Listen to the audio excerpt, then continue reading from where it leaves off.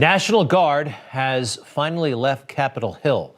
A lot of us thought they had already left, but no, they've been there for months and months and months since January 6th. A lot of people suspect some of this was a political stunt. Maybe these troops were used and even abused. The conditions weren't very good. We thought we'd bring in two members of Congress, both Republicans, and both have significant military experience under their belt. We have Republican Michael Waltz of Florida and Republican Guy Reschenthaler of Pennsylvania. Welcome, gentlemen. Good to see you. Thanks, Greg. Good to be with you, Greg. Congressman Waltz, I guess first to you. What were the troops doing there for this long? Was it at all necessary to have them on the Hill? Yeah, that's a great question. I've asked the Pentagon repeatedly to show me the threat that required more National Guard troops sitting on our Capitol than we have in Iraq and Afghanistan combined.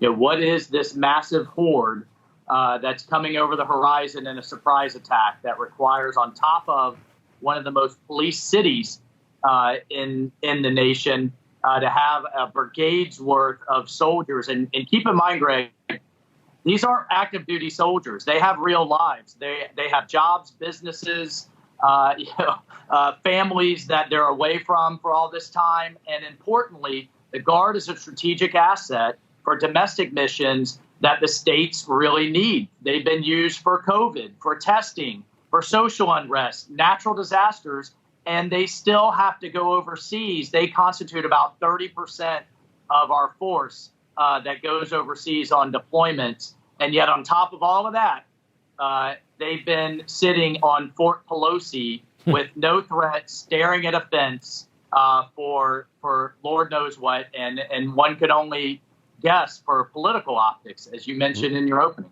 So thank you. And Representative Reschenthaler, I mean, what is the message? We need all this security to protect us from those Trump supporters who knows, they may be back to wage another insurrection. Is that what Pelosi and her comrades are thinking? Well, 2 quick points. Number one, my good friend Mike Waltz is absolutely correct. This is about optics. This is political theater. These troops are in bad conditions. Mike actually bought them lunch on more than one occasion. He should get credit for that. But Nancy Pelosi was using them, pulling them from their daily lives just for theater. These troops could have been used in other places. Additionally, Greg, think about the hypocrisy of this.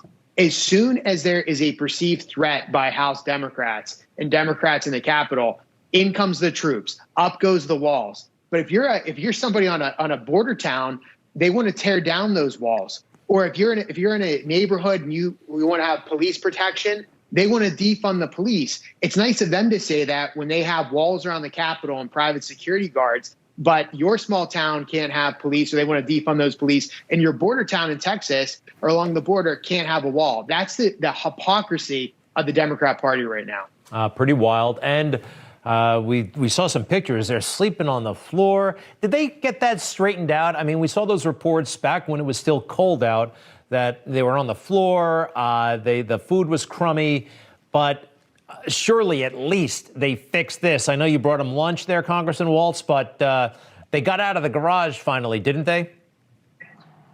Yeah, I mean, thanks for mentioning that. We launched Operation Pizza because their infrastructure wasn't there. These people were just, to house them, to feed them, these people were just yanked out of their businesses and yanked out of their lives with no notice. Yeah. And just dropped into the situation. I'm still a colonel in the National Guard. I got to tell you, every time you got to go to your clients, every time you got to go to your employer and say, I have to leave yet again, it needs to be for a strategically critical and important mission. And we're going to see at the end, if they start having recruiting and retention issues for overuse of the Guard. It just truly is a crying shame.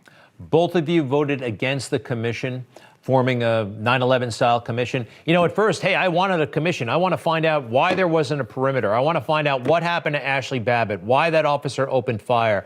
But then I looked at the legislation and I can understand why you would vote against it. I think I would have. It branded those who were there right off the bat all domestic terrorists. Keep in mind, these people weren't armed, and a lot of them were allowed to enter the Capitol freely, no resistance whatsoever. Congressman Reschenthaler, what was on your mind when you voted no? Well, to me, I saw this for what it is. It's just more political theater from Nancy Pelosi and the left. They wanted this report to use to bludgeon us heading into the midterm elections in 2022. It was a way for them to never let this news cycle die. And I'm speaking very bluntly, but this is what the Democrats wanted to do. We don't need a commission. Here's why. We've already appropriated $10 million to the House architect to investigate what security needs updated and to do the updates to House security. Additionally, let's go back to the 9/11 Commission. The 9/11 Commission actually studied the vulnerabilities of the House. They found that it would take a very small number of terrorists to actually overtake the House of Representatives and the Senate. Yet, to my knowledge, very little was acted upon from the 9/11 Commission. So why don't we go back and visit the 9/11 Commission, take what recommendations are in there, take the $10 million that we've already appropriated, and take action from there. Let's not give the Democrats a weapon to use against us in 22. And let me just say this. This is not a bipartisan commission. There's going to be a Democrat head, a Democrat chief of staff, and that chief of staff will then decide who he or she wants on the team. You know, color me skeptical, but I'm pretty sure that every person on the team that's looking into this will be a Democrat. Gentlemen, I appreciate it so much. And by the way, Congressman, you were a JAG officer in the Navy. That's terrific. We all saw that in A Few Good Men. I understand you deployed a couple of times. Tell us about one of your cases that you prosecuted and or defended. Your favorite case? Favorite case, Greg, please just call me Guy. I defended a Navy SEAL who was falsely accused of abusing no other than the butcher of Fallujah. I was able to go back to Iraq, defend that Navy SEAL, cross-examine the butcher of Fallujah, showed that his story was totally fabricated, showed that the Obama administration was playing politics with our Navy SEALs. My client was fully acquitted. Awesome. Awesome. Wow, what a story. And Congressman Waltz, Colonel in the National Guard, your favorite mission, or give us a war story or anything if you don't mind. Yeah, so proud to be the first Green Beret elected to Congress. And it's not my favorite mission, but unfortunately, it's the most notorious. I had to lead the search for Bo Bergdahl, if you remember that traitor. Sure. Wow. And unfortunately, the units around me lost men looking for him. But I'm proud to say that no matter whether you're a traitor, deserter, or an actual POW, we will never leave an American, and we certainly won't allow you to be a propaganda victory for the Taliban.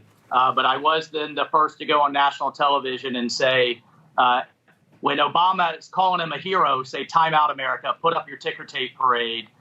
This is what he did. He stacked up his weapon. He left his gear behind. He emailed his father denouncing America in this kind of manifesto.